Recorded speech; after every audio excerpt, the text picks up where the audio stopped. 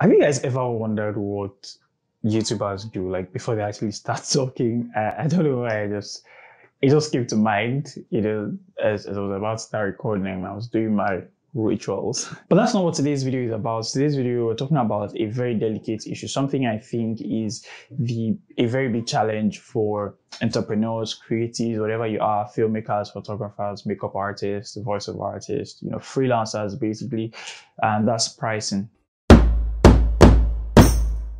Hey guys, welcome back to another video on channel. It's your boy Len Evan here again. Super excited to have you back in yet another video. So yeah, we're talking about pricing. First of all, when it comes to pricing, there are two extremes.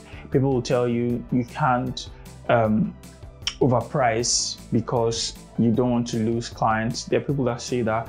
Then the majority actually are those that'll tell you that you need to have your prices. You shouldn't be scared about losing clients. Meanwhile, you're suffering, you're not getting well paid. And for me, I'm probably not the best person to listen to when it comes to pricing because I'm actually the worst at it. In as much as you want to make money from your craft, from the stuff that you do, you also don't want to be losing clients because they feel your prices are too high. So when it comes to this, the first thing I think I would advise people to do is increase your value, increase your worth. The more you increase your worth, the more you're going to be able to price higher. If you decide to continue taking the same kind of photos, your photos don't look any better, there's no way you can price higher. There's no way you can charge customers higher prices. But the one thing to take note of is to not be in too much of a hurry. I think that's one of the biggest problems that we face as creatives. We're in so much of a hurry to make money, and then you're trying to increase your prices, and then you're not getting any better. You're trying to increase your prices and you're not getting any clients. So first of all, it's important not to be in a rush. You have to take those low prices first.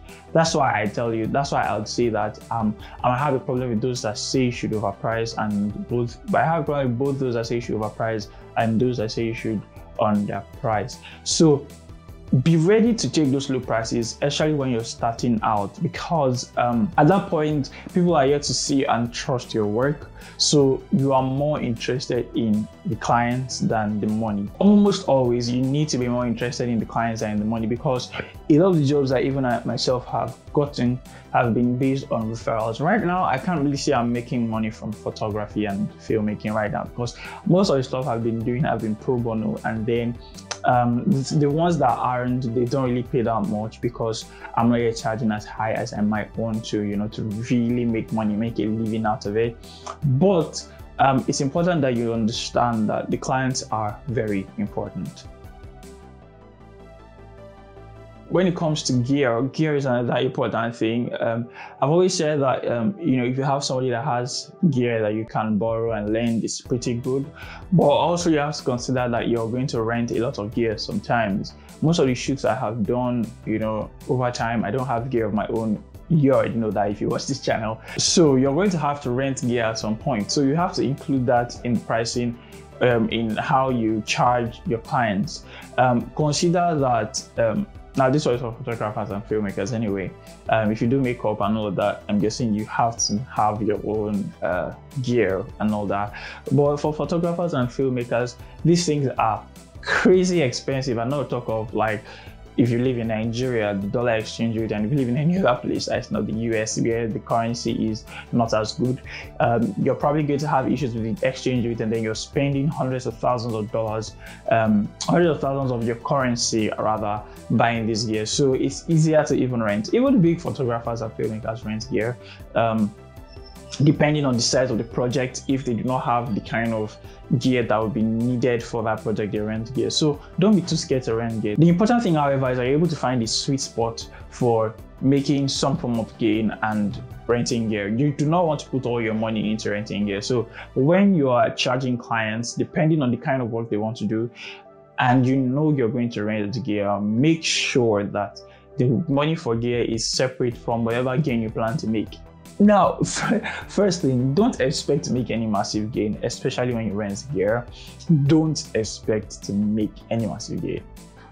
Because by the time you rent gear for like 10,000, 15,000 naira, that's for those of us in Nigeria. By the time you rent gear for that, and you're charging 20,000 naira for a shoot, you already know where that ends up. So it's important for you to keep that in mind. Finally, before we call it a day, I think it's also important that we talk about performance. Yes, it's important that you don't just rent anything. Make sure that you're delivering value in as much as, which is why I started, and I think is the best way to close up the video. In as much as you want to make money from this thing that you're doing, you also have to concentrate on adding value to your clients. So for example, let's say they pay 20,000 naira for the shoot, and then you want to rent gear, and you know that the kind of gear that will be needed for this thing will cost 15,000. Don't be too scared to spend 50,000 on renting gear. Make sure that you're giving the client the best possible result. Because if you go and rent gear or borrow gear that is not good enough or that doesn't deliver, the client will not be happy. The client will not be able to refer you, and they'll be reluctant to pay your balance because they probably don't pay the whole thing at first. So they're reluctant to pay your balance and all of that.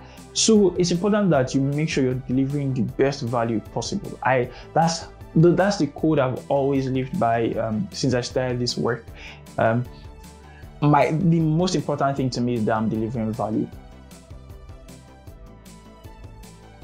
When it comes to doing stuff for your friends, for people like you who are just growing, who are just getting started in probably their own field, of course you can do it for free. I'm not saying that, but when people say they're hiring you, I think it's important that you get paid, and not just about you getting paid, but you're also delivering value. Value is important in anything, whether you're a photographer, a makeup artist, a voiceover artist, an actor, whatever you are.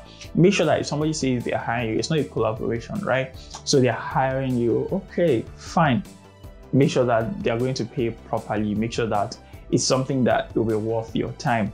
But also make sure that you're delivering value. Don't say because they paid so amount, I will now do trash for them. That is a business killer by itself. That would kill your business, that would kill your brand, and to kill your growth, to kill everything. It's a killer, basically. So make sure that you're delivering the best value at all times. Well guys, that brings us to the end of this video. I hope you enjoyed watching. Please smash a like on the video. Of course, you already know that. Subscribe to the channel, turn on post notifications so you never miss any of my videos in the future. And I will see you guys in the next video. Peace.